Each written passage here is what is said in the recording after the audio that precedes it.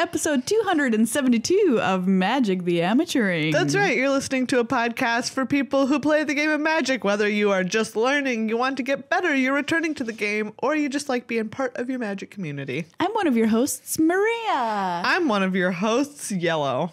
Maria and Yellow. If you were a color, would you be yellow? No. It's literally the color of the wall that I'm looking at across from me. Oh, yeah. That's a good call. I'm tired. I am so beat right now. It is unbelievable. Why are we so tired? Well, I'll let you know. It's because we just flew in and boy, are our arms tired from GP Seattle. That's right. We are tired. I just... The line between reality and hallucination is very...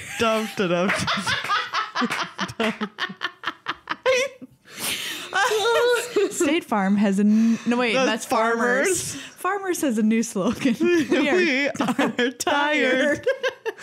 They're going to sell a lot of insurance with that one.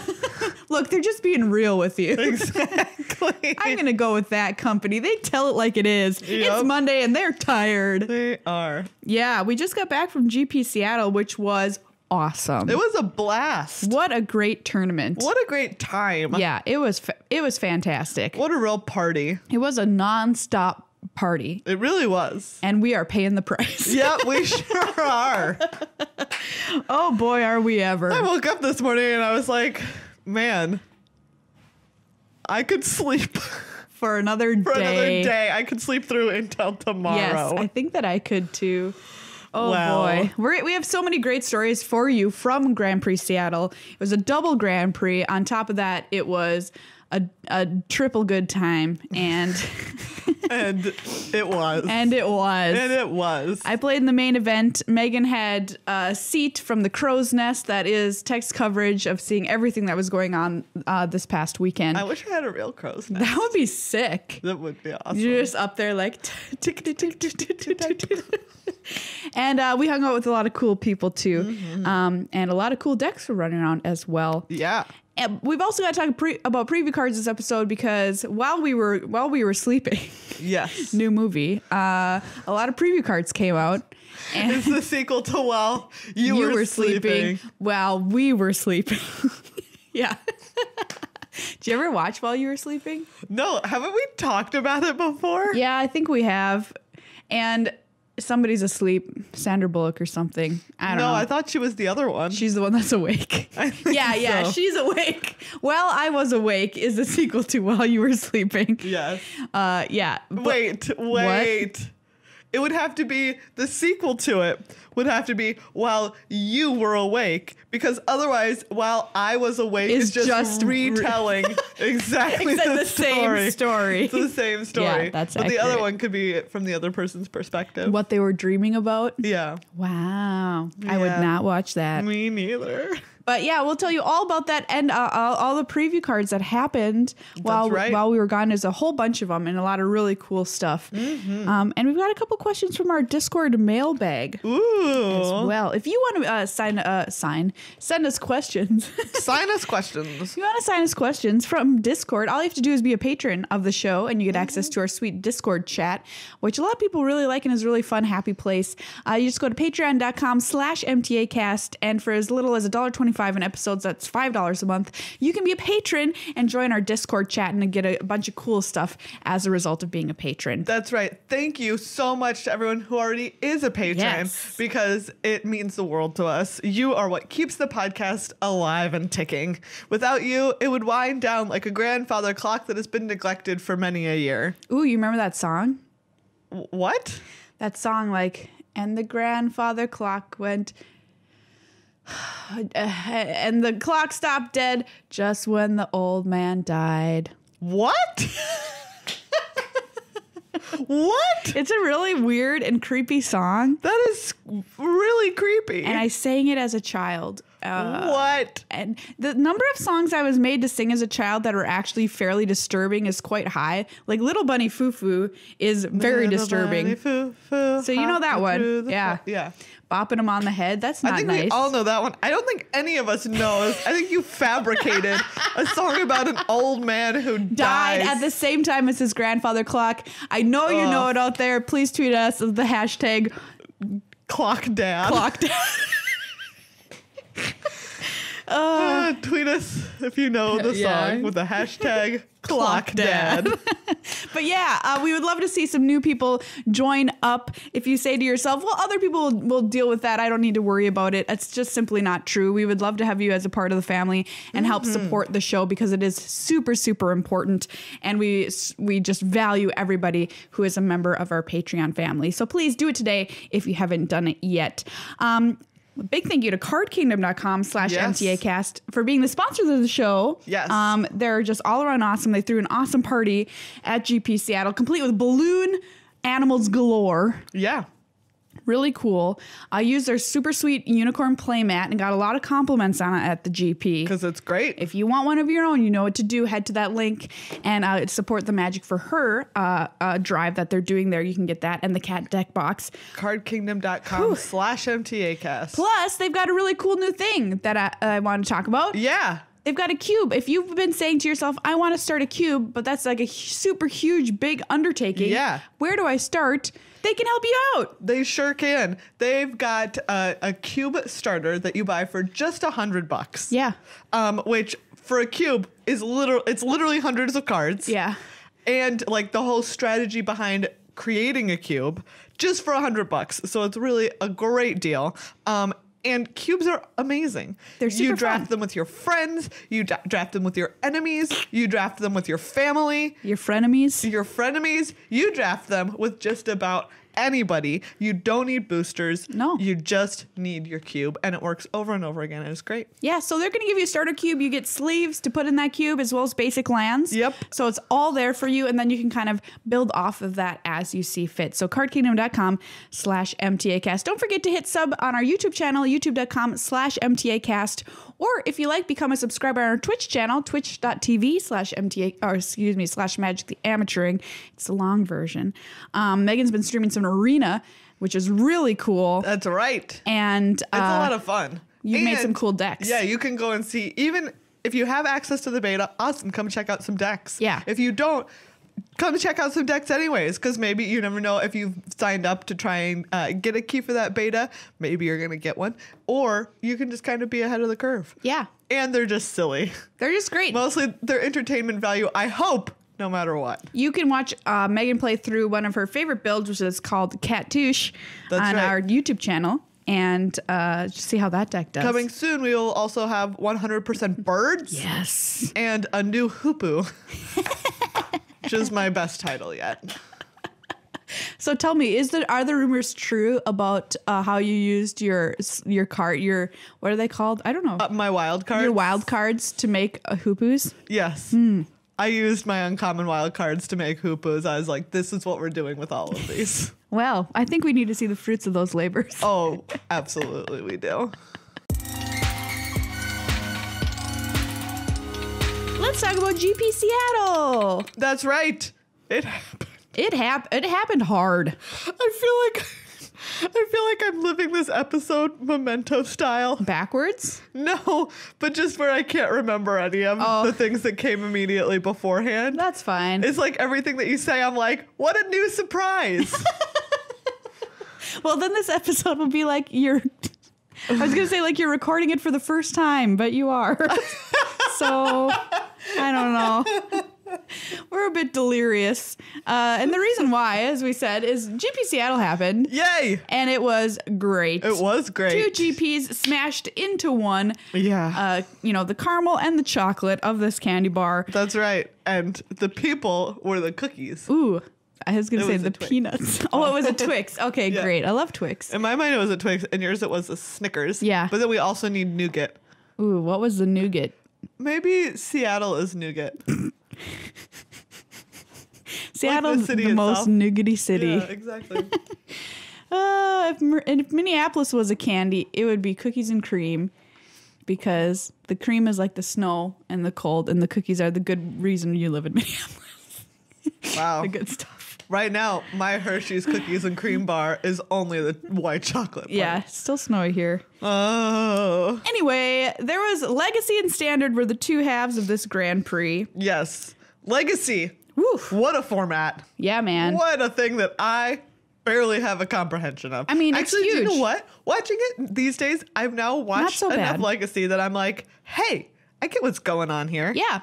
It seems very, very scary when you first enter it because it's old cards. They're very powerful. People who play it know their decks, have usually been playing them for years and years and know them inside and out. But the thing is, there's only so many cards that people actually usually end up playing in Legacy. And they're usually very popular cards that you know what they do because you've played them in an online cube or something like that. The only thing that I would be afraid of with Legacy is there's so much deck manipulation with stuff like Brainstorm and Ponder. Yeah. And it's just like all of the top 8 profiles were always just like, what do you like about Legacy? And they were all just like everything. Like if I lose, it's my fault.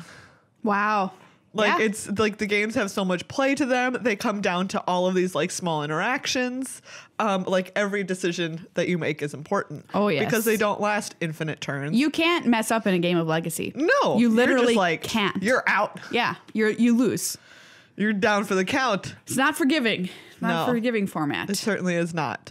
But it was pretty cool. So what did you see in Legacy that you thought was awesome? So Chantel, Campbell? Is that her last name? I'm very tired and I'm forgetting it. She was playing a mono white soldiers deck. Yeah. Which was pretty awesome. And she made it. She got to like 10-2, I think. I want to say she finished like 11-4 or 10-5 and something like that. Great. But yeah, she got to 10-2, which is great. And the deck was just like all of these mono white soldiers. So this it was like a bunch of Chalice of the Voids. So it wasn't, and she wasn't playing 1-drop soldiers. She was playing like of all things like Preeminent Captain, which if it attacks, you can put in another soldier from your hand tapped and attacking. So she had like lots of more expensive soldiers also that worked with that. And she's stopping your Brainstorm and your Ponder and whatever with those chalices. Yeah, exactly. Oh, that's kind of cool. Which is, and there's so much 1-mana stuff in Legacy. Almost everything. Exactly. That if you can like, if you manage to land a chalice on one, like you're just going to be great. So she played against Athena in a feature match round, right? She did?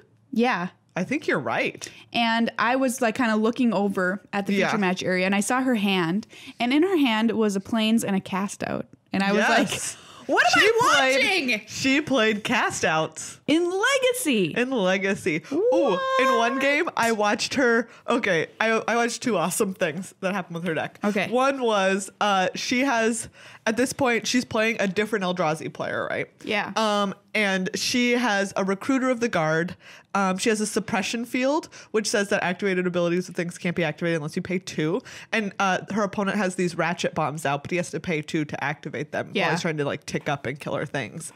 And so she only has this like one Recruiter of the Guard and a Thalia, and she casts an Armageddon to destroy everybody's lands. And her opponent's at like 6, I think. And so her opponent's like, okay, like kills her Thalia while he can, and then like can't activate these Ratchet Bombs, and nobody has any lands, and she has a 1/1, and she just kills him over 6 turns, attacking him with this 1/1. Yes, 1/1s get it done. Well, he can't use this, like he can't use these Ratchet Bombs to kill it because he doesn't have any lands to pay for the suppression field. I love it. And Glorious. then the other thing I saw was I have to remember the card name. So she's playing against Sneak and Show, which is the one that sneaks in Emrakul's. Sneaks and shows you Emrakul. Exactly. Sneaks in and shows you Emrakul's. And give me just a second. I have to look up the... Look it up. And while you're looking up this card name... Okay. I will tell everybody something else cool that happened at Seattle. By the way, but it wasn't just these 2 big main events happening. There's a ton of side events. There's Masters 25 drafts, and there's a lot of cosplayers there as well. There's a charity cosplay event. There's a cosplayer meetup that had a lot of amazing cosplay. There's somebody playing a Skull Saucer from Unstable, which was really cool. There was a Vraska there with the light up eyeballs, which was just super spooky, and I loved it. but I saw at least 3 Joyras wandering around, crewing the Weatherlight somewhere.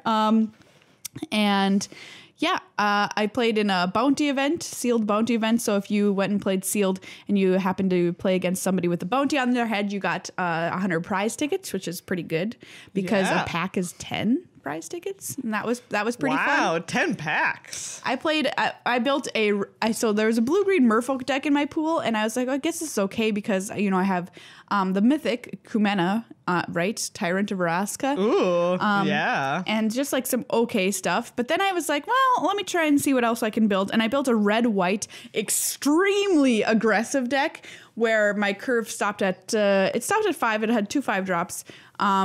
But mostly was around 2, and it was playing Tilinali's Crown and all sorts of pump and these kinds of things. And I just smashed people with it. Just smashed their faces in with this red-white deck. Nice. Which is very funny because it's kind of sometimes hard to build a very good aggressive sealed deck, but it happened. Anyway. Okay, so she's playing against this sneak and show deck. Yeah. And they cast, they do their show and tell thing and put in an Emrakul. Yeah. The 15-mana Emrakul. Oh, yeah. And and they pass the turn and she's like, okay. And she takes her turn and there's nothing she can do. It's like a freaking Emrakul on the table.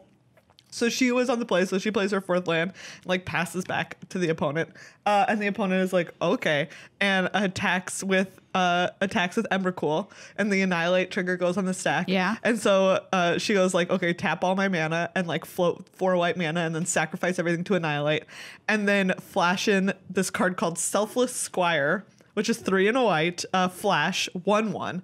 When Selfless Squire enters the battlefield, prevent all damage that would be dealt to you this turn. Whenever damage that would be dealt to you is prevented, put that many +1/+1 counters on Selfless Squire.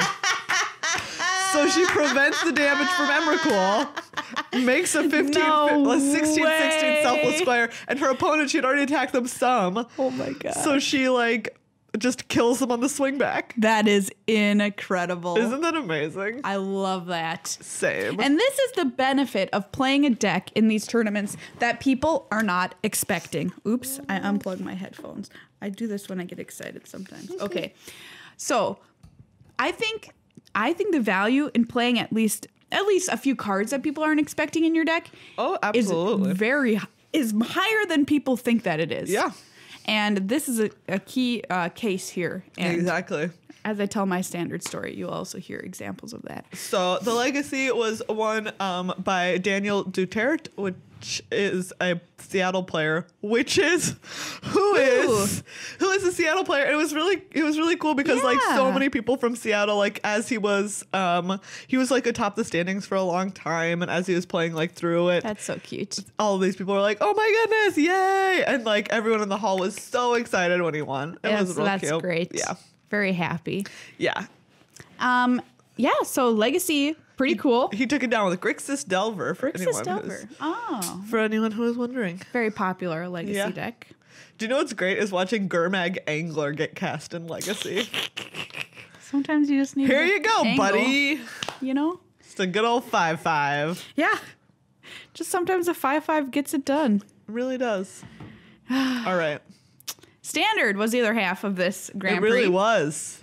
And it was craziness. I played in this event. Mm-hmm. As you may or may not know, I told you on the show I was going to play blue-white auras, and in fact I did end up playing blue-white auras. Even though I knew it was not the best deck in the tournament, and that turned out to be correct. But didn't turn out to be that bad either, all things considered. It did. You did all right. So I'm going to give you a mini little tournament report here since I kept track of what I played. And I ended up 10-5, which is good for a pro point. Yeah. Made day 2. Very happy about that.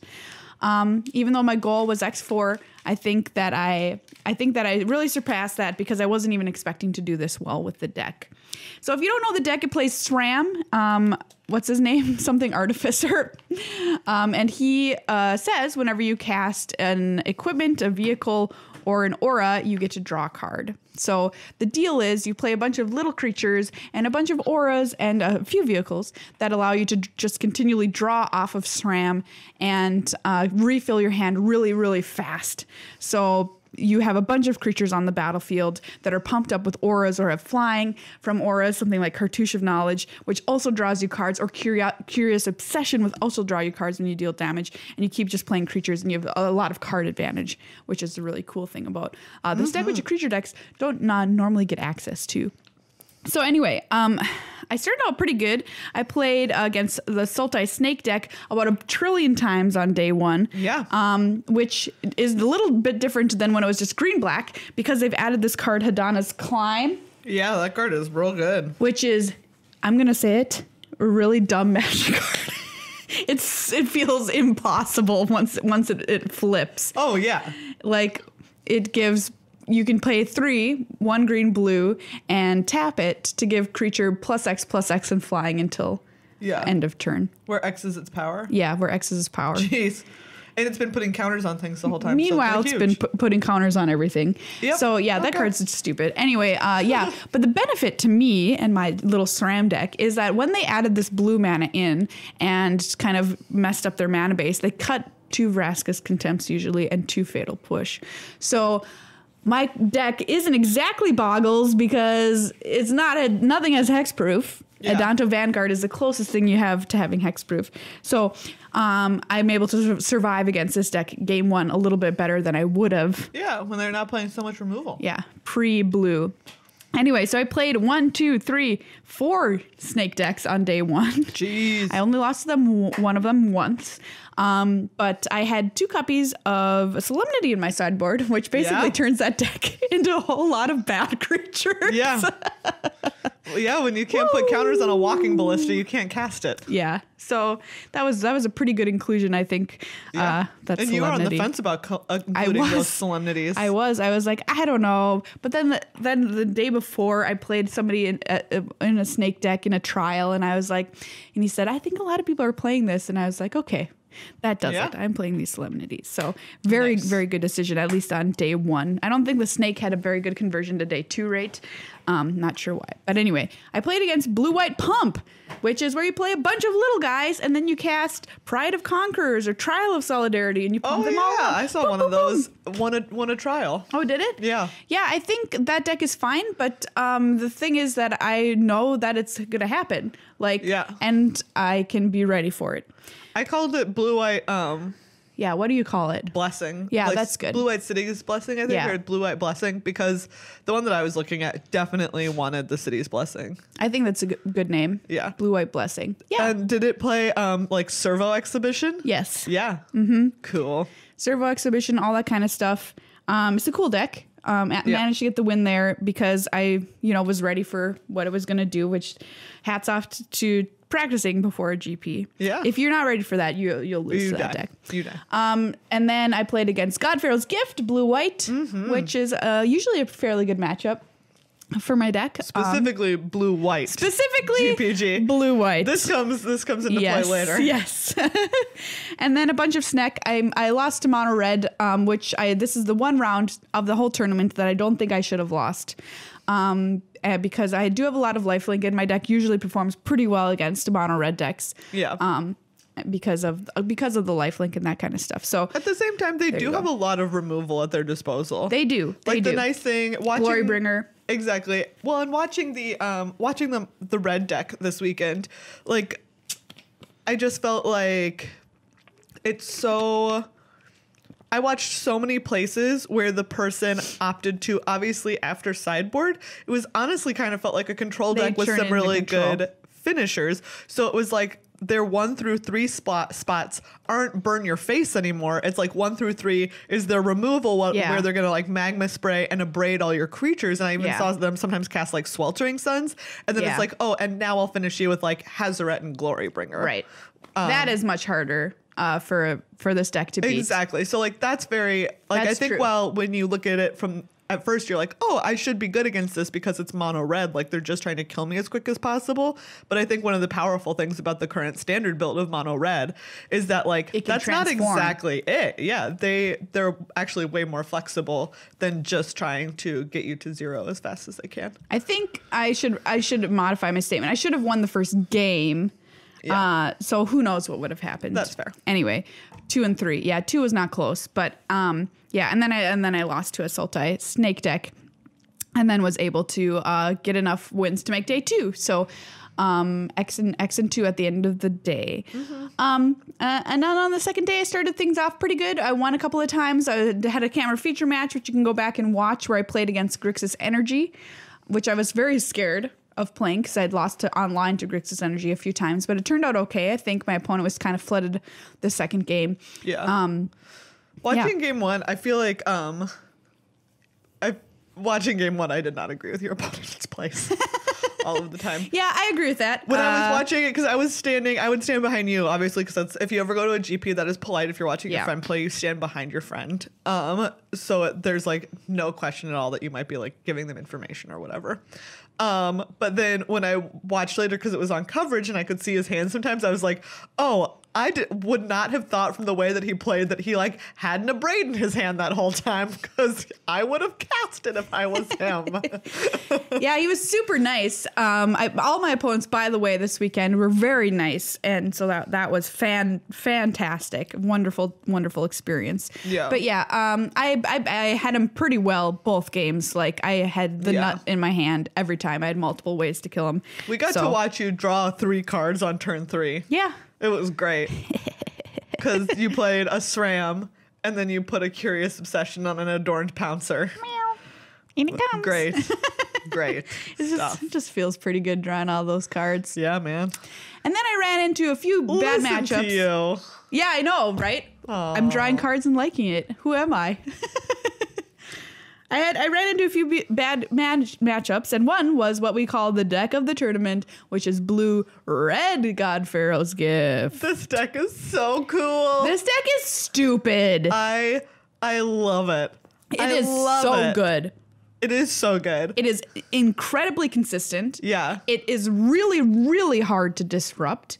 Let's talk about how it's different than blue-white. So one of the things so it put 3 copies into the top 8, and one of the players who went to the finals, who's a Minneapolis kid. Yay, Grayson! So congratulations to Grayson. Wrote in his thing, it was like, what do you like about Standard again? Similar to the Legacy one. And he was like, oh, until Blue-Red Gift, there were no turn 4 kills. But like this deck is just like, it could potentially kill you on turn 4 because it is so consistent. Yeah. And if it doesn't kill you on turn 4, its likelihood to kill you on turn 5 is like very high. Oh, yes. I mean, you are living in terror when you play against this deck. Yes, it is. And there's kind absurd. Not a real way to stop it. Sometimes there really isn't. There's like a small suite of sideboard cards that you can use against this deck. It's really good. So it's playing Gate to the Afterlife for one. Yes, which some of the earlier ones were too. Yes. There was other versions that had this. But this one, unlike the blue-white, obviously doesn't have the refurbish plan. So they're never planning to like in fact, they only play 2 God Pharaoh's Gifts. Yeah. Because they plan on using Gate to the Afterlife to go and fetch it up. Ugh. And then they fill up their yards with creatures using Champion of Wits and Chart a Course. Yeah. Which is pretty great. And they've got this new card, which kind of seals the whole deal. Yeah. Combat Celebrant. Seeing people cast, or not cast, but like God Pharaoh's Gift Combat Celebrants. And then so Combat Celebrant says you can exert it. And if you do exert it and it hasn't been exerted yet this turn, untap your other creatures and you get another combat. But God Pharaoh's Gift triggers at the beginning of your combat. Yeah. So what it means is you're going to get another God Pharaoh's Gift trigger. So I literally in the finals, I watched Grayson take 3 combat steps in a row, and then his opponent just scooped. Like he might have ended up taking whatever. More. Yeah. Because they just keep coming back. Or they like bring back, like they have other ones, or they have Vizier of Many Faces, which that's they another use one. to just copy it and take another combat step. It's awesome. And they have Trophy Mage in this deck to go find stuff. That is one of the best ones. I think that's excellent. It goes and gets Gate to the Afterlife. And which is pretty, it just makes it so much more consistent. They're playing Walking Ballista plus Warkite Marauder combo in here to help kill, I think the idea is Scarab God, but otherwise anything. Also Fanatical Firebrand. Fanatical Firebrand too, Which is great. As we were watching this deck from the coverage area on Sunday, Sunday, we were all just like, okay, here's like, thank goodness for the person who thought like, okay, Bomat Courier, Fanatical Firebrand, and God Pharaoh's Gift. Yeah. There's something There's here. a deck. There's something here. The Warkite Marauder include, I think, is genius. Oh, it's so great. I love it. I also watched them kill so many of the Rekindling Phoenixes. Oh yeah, absolutely. Because it loses that ability to make the little egg token. What we're saying is this deck is really great. This deck is nuts. And Reed Dukes called it broken on stream. Yeah, I believe it. And I agree. This deck is it's busted. Very busted. It's pretty great. It did not win, however. No. The win is also unbelievable. Yes. It went to Ganyan from China. Yep. Who went for the first time ever. Undefeated. 18-0. Completely undefeated. He played out all 15 rounds of the Swiss. Wow. And then won the entire thing. I just think about that and it is just unreal. Completely absurd. People have tried it before. Nobody has done it. It has been tried many a time. This is the first time. Yeah. And he made it all the way. So I can't even be upset. And honestly, watching the finals, cool. Because I don't know that I would say that it has like a great matchup against this blue-red deck. I don't know what does. But he just like, he played amazingly. Yes, he did. He was this spectacular player. And sitting there watching it was just the coolest thing because he was just so deliberate with all of his decisions. Right. Because like we said, with this God Pharaoh's Gift deck, you could just be dead out of nowhere. Yes, completely nowhere. But he always was like playing this like perfect balance of, okay, I need to make sure that I'm like pressuring my opponent so that I'm giving him as few turns as possible to get to put together this combo. Mm-hmm. And at the same time, he had like some disruption. He had like some scavenger grounds, and he had some in braids. A braid. But he's also playing the difference of like, okay, I need to also potentially leave up these. Yeah. It was really cool. So, and then like in game 3, you see him attack with Grayson like has a Gate to the Afterlife in play, but he keeps whiffing on Champion of Wits. Yep. He keeps putting lands into his graveyards and he has 5 creatures. And you need 6. He has 5 creatures in his stinking graveyard. And so Yan just keeps attacking only in the air. He has like a Glorybringer and a Phoenix. And he doesn't attack on the ground, so he keeps denying Grayson the ability to trade off his creatures. Yeah. And like finding ways to pressure him in the air. Ugh. It was so good. It was a great finals to watch. Congratulations to him. Yes. Undefeated. Incredible accomplishment. The other cool decks that I played against that were unusual was Blue, White, and Balm, which I've never played against, which just has like Angel of Sanctions and other embalmed creatures and cycling shenanigans, and was very good, and beat me pretty easily. And I'm trying to remember what else. Anyway. Yeah. I can't off the top of my head. There was also an Indomitable Creativity deck. Oh, yeah. Talk about this deck. This deck's cool. This deck was weird. I would really like to see it like tuned because I don't know that it was, but it played 4 Spell Swindles. And then like it was like basically a control deck, but it also had Spell Swindles and Depths of Desires to make treasures. Okay. And then it had like 1 Netzahal, 1 Locust God, 1 Combustible Gearhulk, and 2 Torrential Gearhulks. Yeah. And 3 copies of Indomitable Creativity, which is the X red, and you destroy X target creatures or artifacts, and their controller reveals cards from the top of their library until they reveal that many creatures or artifacts, then puts them into play. So basically what he's doing is he would make all these treasures with his Spell Swindles and his Depths of Desires, and then Indomitable Creativity them into these mythics. That is some hot jank. I love it. It really was some hot jank. But you can see the list on the day 3 or the top moments. Okay. And I would kind of love to see someone play it and maybe tune it a little bit because I was like, there could be something here. Not a great deck, but there could be a playable deck. Exactly.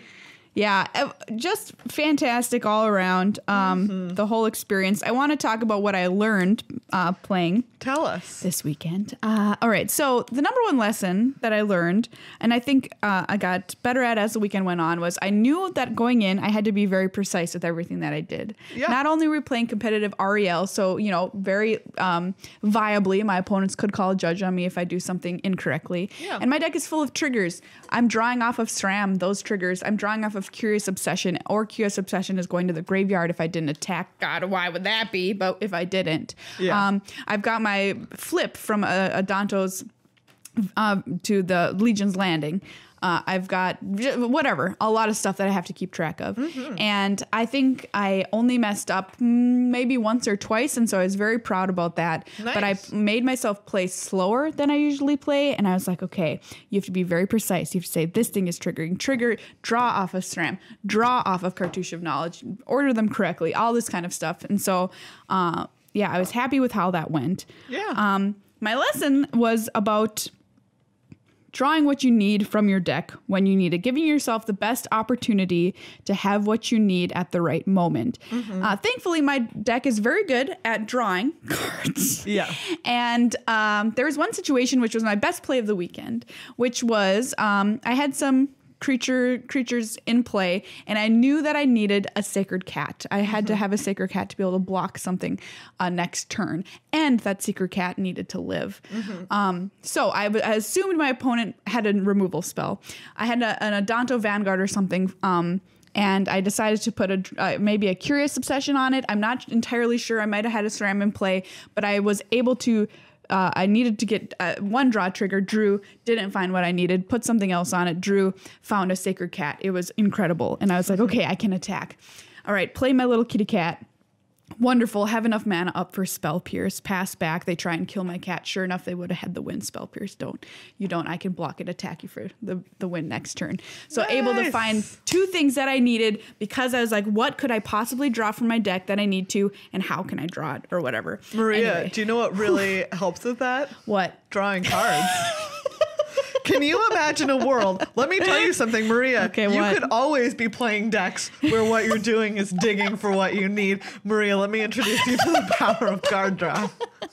Why do you think we love it so much? It was really cool, though. Like, that was a great moment. I was like, this better be a sacred cat. Boom. And it's like, meow. Oh, God, meow. But yeah, or on Arena. Yeah, the cats on Arena have some kind of issue. They really do. The cats on Arena are like fight cats. Yeah, they're ready to go. They're ready to go. Yeah. I was gonna say one other thing about Spell Pierce. This is my MVP card of the weekend.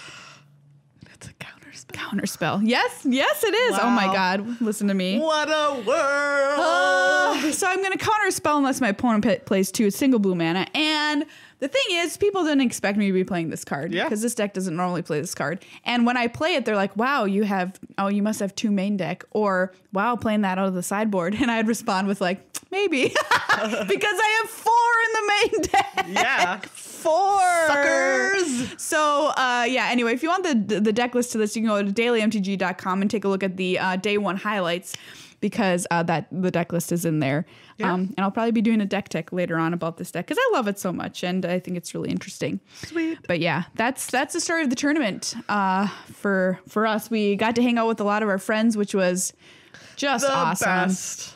Loved it so much. Seattle's a great city. Yeah. Convention center was right downtown, next to everything. Yep. Good restaurants. The airport is a nightmare to fly out of. That is accurate. That is the only mark against the place. I smelled flowers for the first time in many months. Oh, boy. Can you believe that? I looked at mountains. Yeah. They were there. They were there. I smelled the air. It smelled so fresh and so clean, like that song. Ah, Seattle. Anyway, yeah. Nice.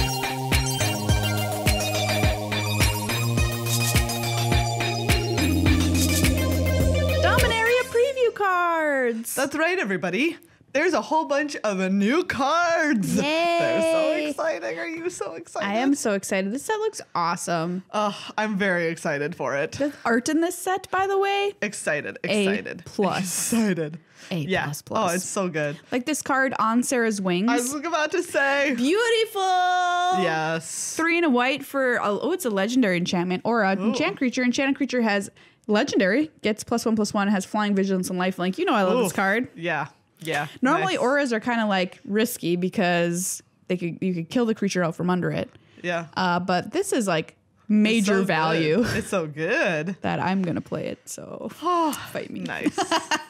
I love the art on this Pegasus Courser. Look at this pony. It's so pretty. What a pretty pony. A pretty high fantasy pony. Oh, what a nice pony. It's also not bad creature either. Hello, divination. Yeah, divination's back. Draw 2 cards. I'm going to be casting that so many times. There it is. I love it. Let me tell you about this card. Halar the Fire Fletcher. 1 red green for 3/3 legendary elf archer trample. Whenever you cast a spell, if it was kicked, put a +1/+1 counter on it, and then it deals damage equal to the number of +1/+1 counters on it to each opponent. Nice. That could get out of control. Nice.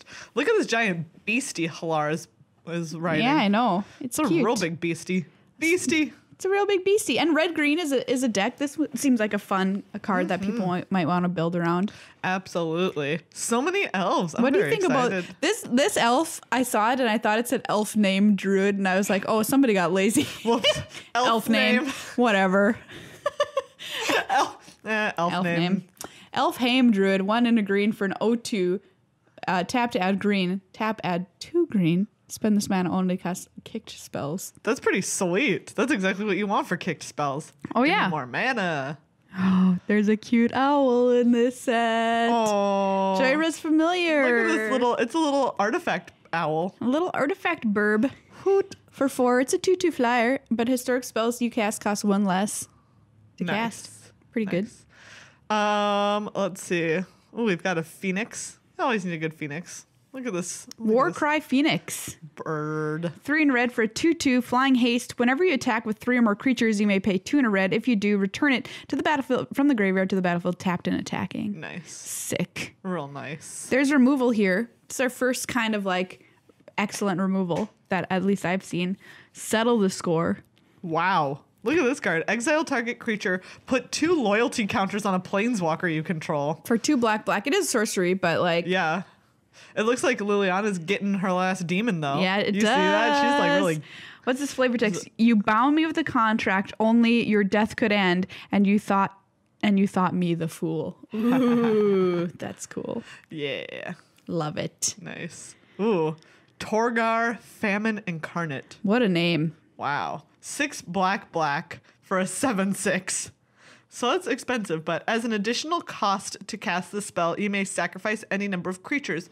This spell costs 2 less to cast for each creature sacrificed this way. When Torgar Famine Incarnate enters the battlefield, up to 1 target player's life total becomes half their starting life total rounded down. This sounds like the character from Mono's Hands of Fate. Torgar. This is a card I like. Banalish Marshal, obviously. White for a 3/3 human knight. Why isn't it a vampire? Other creatures you control get +1/+1. You wish. What a monster. What about Multani Yavamaya's avatar? This is a mythic. It's a tree. 4 green, legendary creature, elemental avatar, reach, trample. It's a 0/0, but it gets +1/+1 for each land you control and each land in your graveyard. 1 in a green, return 2 lands you control to their owner's hand. Return Multani from your graveyard to your hand. Wow. Nice. Seems good. Yeah, pretty sick. Oh, and we were like talking about Liliana beating that demon. Yeah. And so I think we have here in final parting, because she's losing her kind of like her tattoos. Oh, yeah. Or whatever. 3 black. Like coming off her. For a sorcery. Yeah. Search your library for 2 cards, put 1 in your hand and the other in your graveyard, then shuffle. Okay, so it's a tutor. Interesting.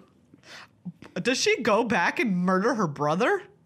Why would she murder her brother? Well, didn't she accidentally? She like messed him up real good. Did accidentally she zombify him? She got him like killed, and then yeah. I don't remember if she zombified him. I thought she like tried to use dark magic to heal him, and then something bad happened. Yeah, something bad happened. Because it says, "Sleep now, brother. This is the one gift I can give you." Oh yeah, murder. Wow, she went back and was like, "Sorry, I messed you up. Now I'm just gonna kill you." Maybe. Oh, sick. You're gonna play mono blue devotion now with this Tempest Djinn, Megan. Blue for an 0/4. Flying Djinn. It gets +1/+0 for each island you control. That's pretty sweet. That's good. That's a sweet card. I'm into it. Guys, Blessing gets a reprint. Was that a card? Wasn't it? Was it? Let's find out. Let's find out. It seems like it has been, right? It sounds, yeah, it has. This art is beautiful on it, though. Look at this. It is lovely. It's so nice. It's like a sword with vines coming up in the middle of the forest. Target player shuffles up to 3 target cards from his or her graveyard into his or her library. Draw a card. When it is put into your graveyard from your library, shuffle your graveyard into your library. Nice. Wow. Pretty sweet. Anyway, keep scrolling on down because there's one that I want to talk about for sure. Okay. Which is Arcane Flight. Oh, yeah. And a lot of people have been like, cutest card contender. All right, that will be decided next episode. That's true. With Judge Rob. It's a single blue mana for an aura. Enchant creature, it gets +1/+1 and has flying. So I love this card because I think it should go in the Sram deck. Yeah. I think it will replace Cartouche of Solidarity. Cartouche of Flying. The Cartouche of Flying, yeah, that's what we're going to call this. Because honestly, the number of times I just wanted to draw Cartouche of Knowledge, not only for the card draw, but just because it gave a creature flying, was quite high. And I don't really care about that warrior. Like, it's a nice little bonus to crew my my vehicles, but like I would rather have flying. So I think this would at least split the difference. Arcane Flight. So excited about that card. Wow. Who is Yozu Ves? Jazu Ves, Lich Knight? Ves. Is this Liliana's 2 black, 4/5. Wow, maybe. Who are they? Kicker 5 and a black. So 6 for a kicker. Menace. When Jasu Ves, Lich Knight, enters the battlefield, if it was kicked, create 8 2/2 black zombie knight creature tokens with Menace. So it costs 10 to do the whole deal? Yeah, if you want the whole deal, it costs 10. Wow. But 4/5 Menace for 4. You know what's going to happen? It's going to be like the pre-release, and your opponent's not doing anything for forever, and you're like, oh, I've got this in the bag. And then they're going to like kick this. Boom. Yep. They're going to be like, here's 10 mana, and here's my Josu. Yeah. Josu. I don't know. We also have Tetsuko Umezawa, who is of the Jite lineage, fame. Yes, of the lineage of Jite fame. Which was pretty sweet, just from a history perspective. What does it do again? She has creatures you control with power or toughness 1 or less. Can't be blocked. Oh, sick. Yeah. Awesome. Oh, this art is great too. Just looking at these lands. Yeah, Cliff Drop Retreat, very pretty. Oh, we have let's see, we have another saga, the Antiquities War. I just want to talk about all the sagas because I always like them. Yeah, they're great. Yeah. So we have 1 and 2, the chapters 1 and 2 are look at the top 5 cards of your library. You may reveal an artifact card from among them and put it into your hand. Put the rest on the bottom of your library in a random order. 3 artifacts you control become artifact creatures with base power and toughness 5/5 until end of turn. Sick. Nice. This one is funny, this other saga, because somebody is directing a Skull Choir, Rite of Belzenlock. For 2 black, chapters 1 and 2, create 2 01 black creature tokens. Chapter 3, you get a 6/6 demon token with flying and flample. At the beginning of your upkeep, you have to sacrifice another creature. If you don't, it deals 6 to you. But yeah, directing a Skull Choir, life goals right there. Look at it. Yeah, it's creepy. Gosh, that's creepy. Wow. Wow. And obviously this is just like a small sampling. Oh yeah. Because it's there have been so many new awesome cards that have been released with Dominaria. The full set, of course, coming out I think on Friday it'll be all released. So our next episode will be with Judge Rob, and we'll go through all of the new mechanics and stuff that might trip you up at the pre-release and problematic cards. Yeah. So if you have questions for Judge Rob, please tweet at us using the hashtag Judge Rob. Yes. And hopefully that's not the hashtag of some like judge show so that we can separate these out. Judge Rob. And you can also put them on our Facebook wall on this post. Hi, everyone. Welcome to another episode of Judge Rob. And we'll also tweet asking for questions for Rob too, but you can get them in early if you have them.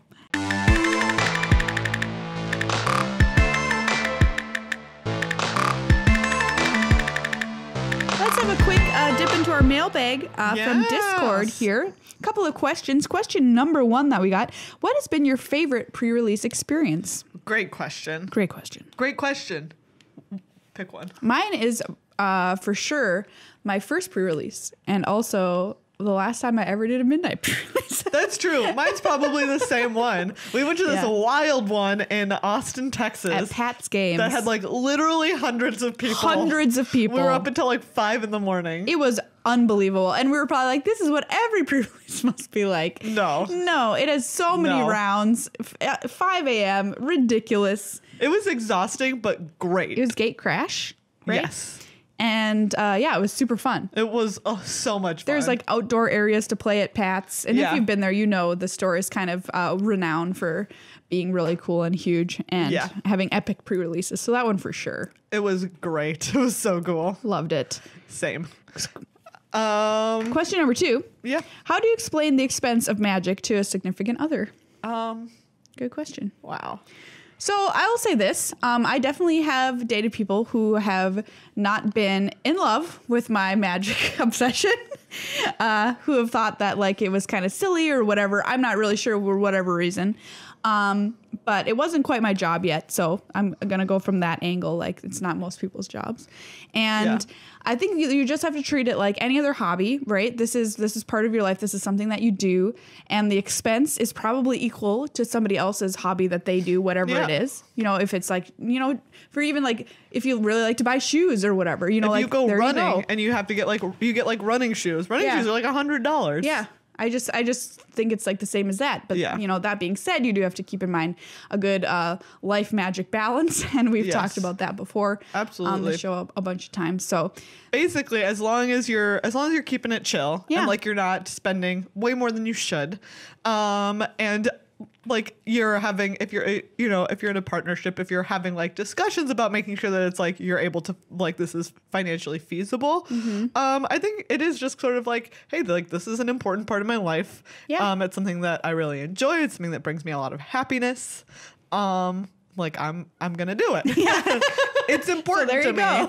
And if someone is really getting down on you about something that's important to you, you need to sit down and have a serious conversation about them of just like, hey, you need to let me enjoy things that I love doing. This has been the first part of our new episode where it's a call-in show and we talk you through problems. Hi, everybody.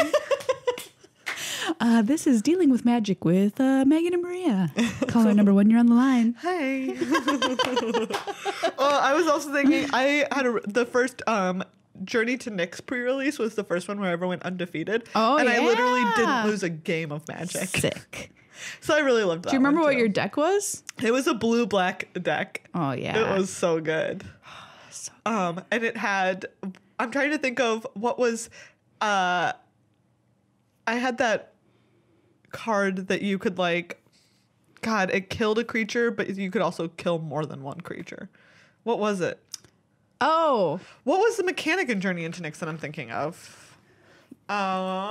If you paid more, you did extra stuff? Yeah, and I'm like, it sounds like kicker, but it's not kicker. Murder kicker. Murder kicker. Yeah, exactly. Case. That's like what it was. Okay, hold on. All right, Megan's on the prowl here. Yeah, I'm gonna figure out what it was because I had this card and it was like a classic blue-black. I just like drew a lot of cards and had a lot of removal and it was great. Oh, we're going down memory lane now. We looking really at these Journey into Nyx cards. Okay, let's see. Agent of Erebos. What a time this was. It really was. Wow, there were so many fun cards. And it was one of the ones where I didn't like looking at it. When I built the deck, I didn't know that it was going to be like a 4-0 deck, but it was great. Because you're always like, my deck sucks. I do say that a lot. Oh, Master of the Feast. Oh, yeah. King Makar. I love that card. God. Silence the Believers. Oh, Strive. Yeah, Strive. Where you could target more creatures. Yes, so I had Silence the Believers. Oh, sick. And it was just like so good. And you could do it like more than once if you wanted to. Exactly. Cost 2 and a black more to cast. So for it's each like target. kicker, but only with targets. I love it's like it. Multi-kicker, that card is sick. So that card was great. It was great. Wonderful questions. You can go into the mailbag section of our Discord if you are a patron to ask us those. Yeah. So thank you so much.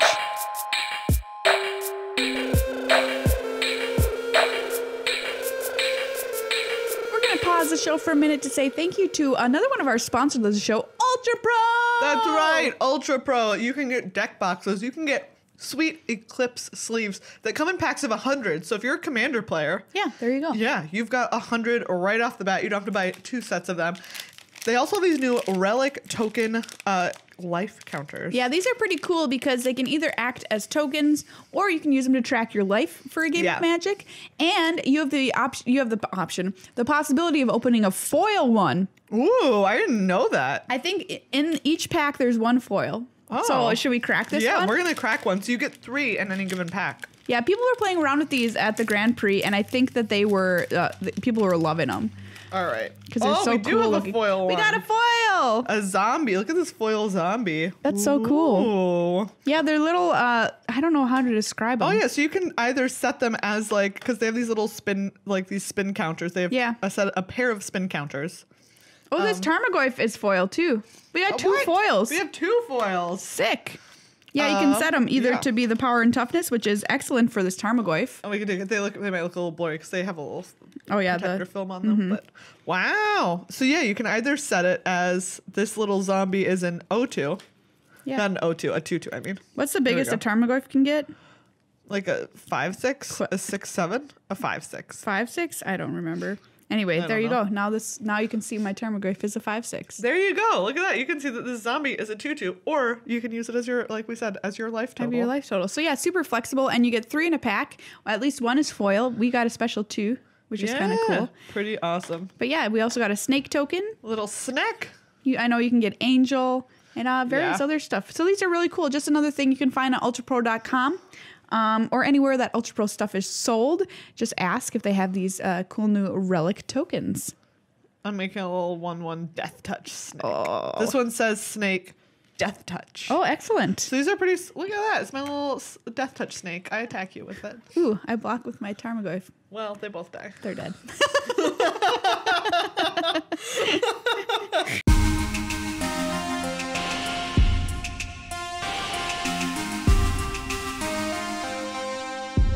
Everybody, that's this episode of Magic the Amateuring. Thanks so much for coming along on the ride with us and walking down memory lane and checking out some new preview cards from Dominaria. Absolutely. We had a blast. We hope that you are also having a blast listening. And if you are, perhaps you'll consider going over to patreon.com/MTAcast and becoming a patron and helping keep this show on the broadcast cat. It only takes a literal minute to sign up, and it makes a big difference in our lives and yours too, because I think it feels good to support the creators that bring you something to your life. The easiest thing you could do today. That is very true. It is easier than purchasing a cup of coffee. Because you do not have to talk to someone. No, you don't. You do not have to have considered whether you should have brought your own cup. No. Because you're contributing to the wastefulness of disposable cups. No, that doesn't happen. None of that. You don't have to decide if you want cream and sugar and how much cream and sugar. No, you simply go to MTAcast's Patreon and chip in $5. And thank you once again to Card Kingdom. CardKingdom.com/MTAcast is the link to enter into your browser or your phone to go buy your singles if you want to do any single action. I don't know what I mean. Wow. Buy Ultra Pro products. Any single action. Buy that sweet stuff for Magic for her, the rainbow unicorn playmat. Yep. All of the above. Buy a sweet new cube for 100 bones. CardKingdom.com/MTAcast. Get these sweet Ultra Pro spinners. Yeah.